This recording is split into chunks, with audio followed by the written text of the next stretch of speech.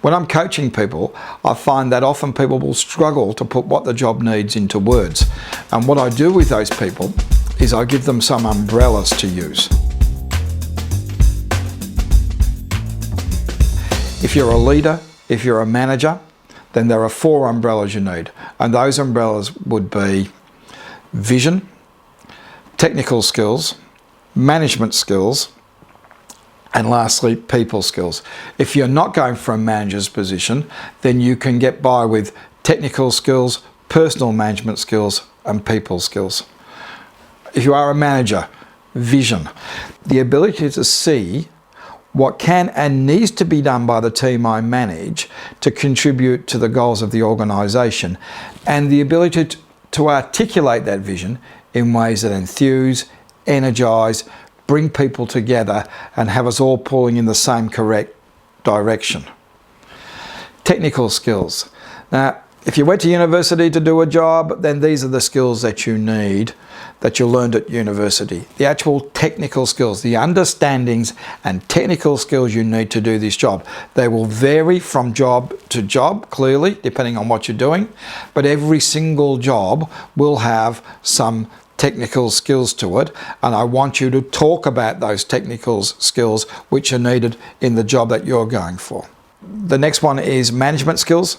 So here's where you talk about your ability to set goals and targets, the ability to monitor the effectiveness, to manage budgets, to reward good performers, to manage out poor performers.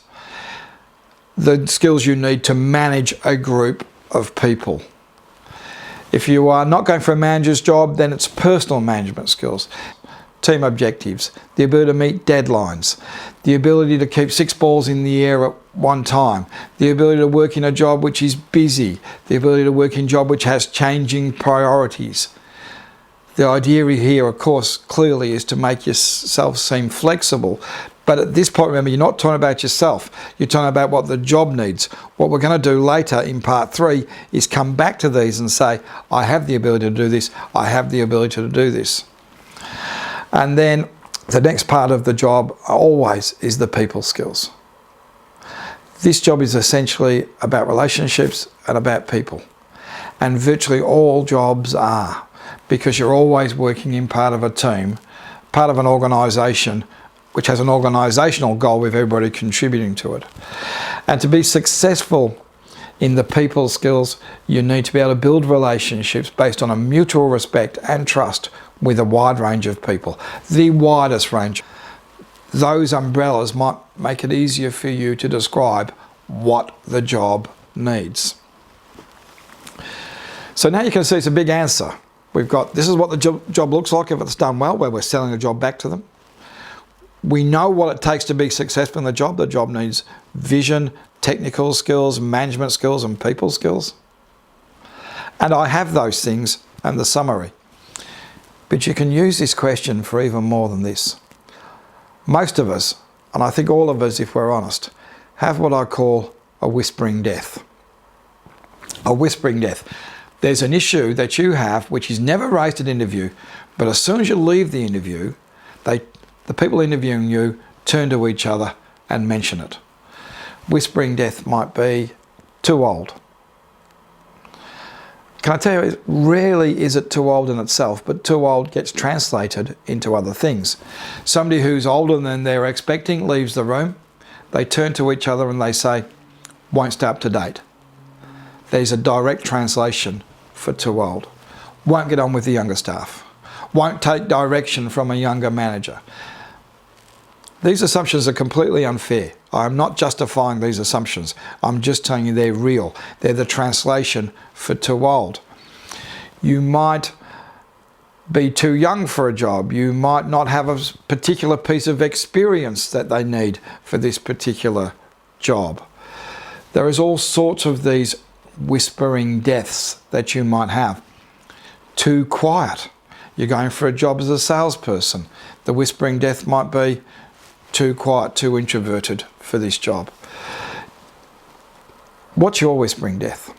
How are you going to overcome it? Because let me tell you, if you're going for a job and you have a whispering death and you know what it is, but you don't try and redress it in an interview, then really you're going through the motions. I mean, if you know when you leave the room, they're going to say this about you, and that what they're going to say is going to rule you out for this job, you're not trying to redress that, you're not trying to challenge that in an interview, then you're just kidding yourself, you're going through the motions. So how do we challenge it without being threatening, without being confronting? Now, there's a really easy way to do this. We build it into what the job needs. We build our problem into what the job needs, and we answer it with "this is me." For instance, if you believe the translation for you would be "wouldn't stay up to date," in what the job needs, you would simply say, one of the things this job needs is somebody who's prepared to stay up to date. This job is changing so much, both in technology, in procedure, that what I know now is very different from what I knew as recently as 2 or 3 years ago. And in 2 or 3 years' time, it's likely to be very different again. This job is constantly changing, and it needs somebody who's prepared to constantly stay up to date. When you got to "this is me" and you're going back and redressing that, you would say, one of the things I really enjoy about this job, one of the things that has kept me doing this job for so long, is that it's constantly changing and I'm constantly learning. And what I know now is very different from what I know 2 or 3 years ago, and will be very different again in 2 or 3 years' time. And the day I stop learning is the day really just nail the coffin down. I think being alive is a process of learning, and this job stretches me, it's continually changing. It keeps me enthused, it keeps my energy in the job. You can see, you leave the room now, it's almost impossible for them to turn to each other and say, "won't stay up to date." You've redressed it in the answer, and you've done so in a way which is non-threatening to people. What's your whispering death? What's your strategy for overcoming it? Because this question, the why you question, is your best opportunity to overcome it. Well, now let me give you another example, and this one always brings a tear to my eye. I was asked to coach a young woman who was at the same time very brave and very stupid. Very stupid because she was in a car without a seatbelt on. The car had an accident. She went through the windscreen, and in going through the windscreen, she badly disfigured her face. Very brave because she'd come to terms with it. She knew what she looked like. She moved on. She just wanted to work. But the problem was, every time she went for an interview, I knew what a whispering death is. As soon as she goes to interview, the people are saying, "Oh, try not to stare, try not to stare, try not to look at her face." It's making people uncomfortable having her in the room because she's badly disfigured her face. And that in itself is keeping her out of work. They asked me to coach her. I went straight to the elephant in the room. This is keeping you out of work. What I want you to do in the small talk, as soon as you see the opportunity, I want you to say to these people, "I'm not just a pretty face, you know," and then burst out laughing. She understood exactly. She was up for it. She went to interview. She said, "I'm not just a pretty face, you know," and burst out laughing. Now, a completely different reaction. When she leaves the room, they're talking to each other and saying, "Gee, how brave is that? How tough is that? You've got to admire it, don't you?" And she turned around what was her whispering death into a positive. You can do this.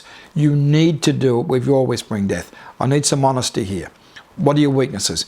When you leave the room, what weaknesses will they be talking about you? And how are you going to redress those in this interview process? What's your strategy? How are you going to build it in? The best place to do it is in the why you question. I recommend it to you.